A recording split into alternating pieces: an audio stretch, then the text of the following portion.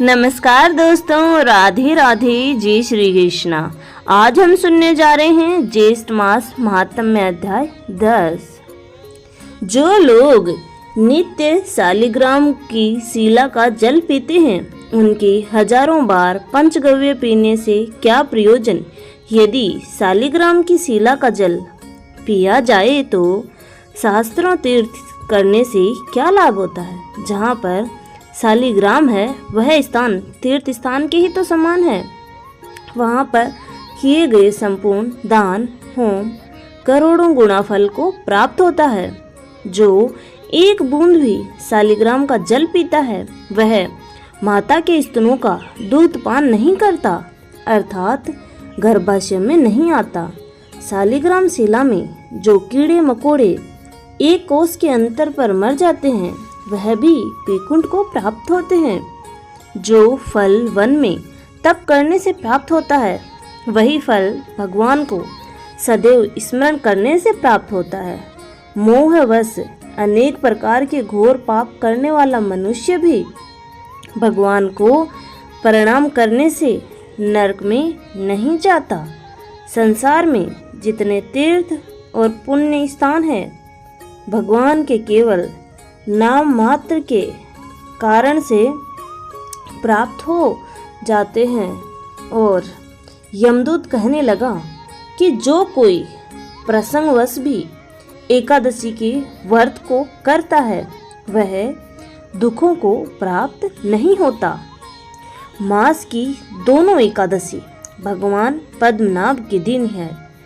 जब तक मनुष्य इन दिनों में व्रत नहीं करता उसके शरीर में पाप बने रहते हैं। हजारों अश्वमेघ सैकड़ों वाजपेयी यज्ञ एकादशी व्रत की 16वीं कला के बराबर भी नहीं है। एकादशी के दिन व्रत करने से 11 इंद्रियों से किए सब पाप नष्ट हो जाते हैं। गंगा, गया, काशी, पुष्कर, कुरुक्षेत्र, यमुना, चंद्रभागा कोई भी एकादशी के तुल्य नहीं है। इस दिन व्रत करके मनुष्य अनायास ही वैकुंठ लोक को प्राप्त करता है। एकादशी को व्रत और रात्रि जागरण करने से माता पिता और स्त्री के कुल की 10-10 पीढ़ियां उद्धार पाती है और वह पीताम्बरधारी होकर भगवान के निकट रहते हैं। बाल, युवा और वृद्ध सब तथा पापी भी व्रत करने से नरक में नहीं जाते। यमदूत कहता है कि हे वेश्य, मैं सूक्ष्म में तुमसे नरक से बचने का धर्म कहता हूँ। मन, कर्म और वचन से प्राणी मात्र का द्रोह नहीं करना, इंद्रियों को वश में रखना, दान देना, भगवान की सेवा करना, नियम पूर्वक वर्णाश्रम धर्म का पालन करना। इन कर्मों के करने से मनुष्य नरक से बचा रहता है।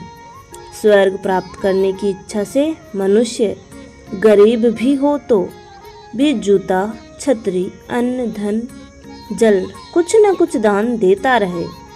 दान देने वाला मनुष्य कभी यम की यातना को नहीं भोगता तथा दीर्घायु और धनी होता है। बहुत कहने से ही क्या अधर्म से ही मनुष्य बुरी गति को प्राप्त होता है। मनुष्य सदैव धर्म के कार्यों से ही स्वर्ग प्राप्त कर सकता है। इसीलिए बाल्यावस्था से ही धर्म के कार्यों का अभ्यास करते रहना चाहिए। और विकुंठल कहने लगा कि तुम्हारे वचनों से मेरा चित्त अति प्रसन्न हुआ है, क्योंकि सज्जनों के वचन सदैव गंगा जल के सदृश पापों का नाश करने वाले होते हैं। उपकार करना तथा मीठा बोलना सज्जनों का स्वभाव भी होता है। जैसे अमृत मंडल चंद्रमा को भी ठंडा कर देता है। अब कृपया करके यह भी बतलाइए कि किस प्रकार मेरे भाई का नरक से उद्धार हो सकता है। तब दूत कुछ देर ज्ञान दृष्टि से विचार कर मित्रता रूपी रस्से से बंधा हुआ बोला कि हे वेश्ये, यदि तुम अपने भाई के लिए स्वर्ग की कामना करते हो तो जल्दी ही अपने 8 जन्म के पुण्य फल को उसके निमित्त अर्पण कर दो। तब विकुंडल ने कहा कि हे दूत, वह पुण्य क्या है और मैंने कौन से जन्म में से और कैसे किया था, सो सब बतलाओ, फिर मैं अपना पुण्य अपने भाई को दे दूंगा। दूत कहने लगा कि हे वेश्य, सुनो, मैं तुम्हारे पुण्य की सब कथा कहता हूँ। पूर्व समय में मधुवन में साल्की नाम का ऋषि था। वह बड़ा तपेश्वरी ब्रह्मा के समान तेज वाला था।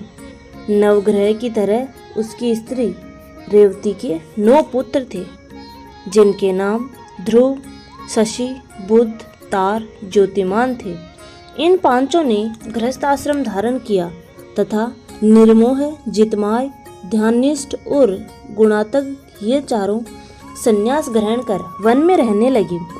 ये शिखा सूत्र से रहित पत्थर और सोने को समान समझते थे। जो कोई अच्छा या बुरा उनको अन्न देता वही खा लेते और कोई कैसा भी कपड़ा देता उनको ही पहन लेते। सदैव ब्रह्मा के ही ध्यान में लगे रहते। इन चारों ने व्रत, शीत, निद्रा और आहार सबको जीत लिया। बस चर अचर को विष्णु रूप समझते हुए मौन धारण करके संसार में विचरते थे।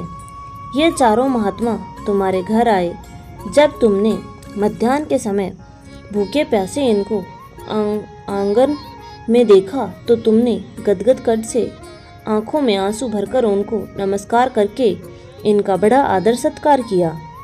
इनके चरणों को धोकर बड़े प्रेम से तुम इन्हें कहने लगे कि आज मेरे अहोभाग्य हैं, आज मेरा जन्म सफल हुआ, मुझ पर भगवान प्रसन्न हुए हैं, मैं सनात हुआ, मेरे माता पिता, पत्नी, पुत्र, गोत्र आदि सभी धन्य हैं जो आज मैंने हरि के दर्शन आपके दर्शन से किए हैं। सो हे वेश्य, इस प्रकार तुमने श्रद्धा से उनका पूजन किया और चरण धोकर जल को मस्तक से लगाया। फिर विधि पूर्वक इनका पूजन करके तुमने इन सन्यासियों को भोजन करवाया। इन सन्यासियों ने भोजन करके रात को तुम्हारे घर में विश्राम किया और ब्रह्मा के ध्यान में लीन हो गए। इन सन्यासियों के सत्कार से जो पुण्य तुमको मिला सो मैं भी कहने में असमर्थ हूँ, क्योंकि सब भूतों में प्राणी श्रेष्ठ है। प्राणियों में बुद्धि वाले, बुद्धि वालों में मनुष्य, मनुष्यों में ब्राह्मण, विद्वानों में पुण्यात्मा और पुण्यात्माओं में ब्रह्मज्ञानी सर्वश्रेष्ठ हैं। इसी ही संगति से बड़े बड़े पाप नष्ट हो जाते हैं। यह पुण्य तुमने अपने पहले 8वें जन्म में किया था। सो यदि तुम अपने भाई को नरक से मुक्त कराना चाहते हो तो यह पुण्य दे दो। सो दूत के ऐसे वाक्य सुनकर उसने प्रसन्नचित से अपना पुण्य अपने भाई कुंडल को दे दिया और वह नरक से मुक्त हो गया और दोनों भाई देवताओं से पूजित किए गए। तब दूत अपने स्थान को चला गया। इस प्रकार वैश्य के पुत्र विकुंडल ने अपना पुण्य देकर अपने भाई को नरक की यातना से छुड़वाया। सो हे राजन, जो कोई इस इतिहास को पढ़ता या सुनता है वह 1000 गोदान का फल प्राप्त करता है। धन्यवाद दोस्तों, यहाँ तक बने रहने के लिए। आशा करती हूँ आपको मेरी दी हुई जानकारी पसंद आती होगी। ऐसे ही जानकारी प्राप्त करने के लिए आप हमारे चैनल को लाइक, शेयर एंड सब्सक्राइब करना ना भूलें। धन्यवाद दोस्तों।